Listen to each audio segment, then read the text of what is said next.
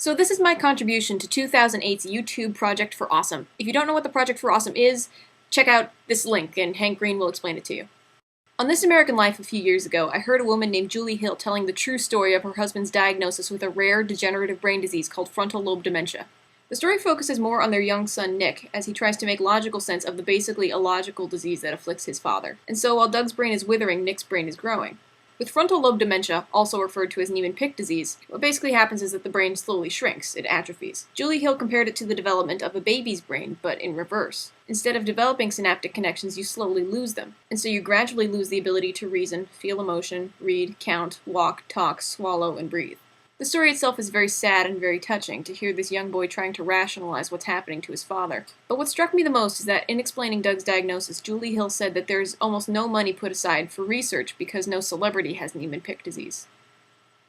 Think about that. We have a Breast Cancer Awareness Month.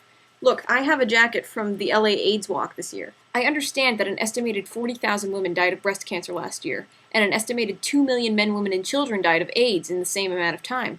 Those numbers are horrific, and I'm not putting down anyone who supports HIV/AIDS research or breast cancer research. But those causes already have very widespread and very public ad campaigns, donating yogurt lids, buying Livestrong bracelets, wearing product red, all these trendy causes and fundraisers. I, for one, am grateful that advocacy is starting to come back into style. Of all the trends we've had in my lifetime, this is the most productive. But meanwhile, people are suffering from diseases like Niemann-Pick and Huntington's disease and multiple sclerosis. Where are the polished nationwide campaigns for that? Aside from the occasional local 5K run, next to nothing is being done.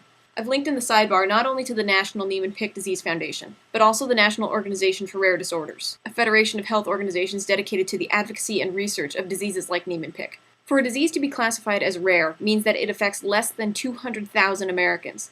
But, taking into account the thousands of rare diseases on medical record, collectively they affect more than 25 million people in the United States. I've also put a link to the This American Life episode featuring Julie Hill's story titled One Brain Shrinks, One Brain Grows. I'm betting that a lot of people in this project will speak in advocacy of HIV/AIDS and cancer research, and fighting global warming, and equal marriage rights, and stopping the Sudanese genocide. And these are all proud and noble causes that I would gladly go to bat for. But I know that there are other people to bat for these causes. Nobody's batting for Niemann-Pick disease, except for Julie Hill and her son. And me. And hopefully you.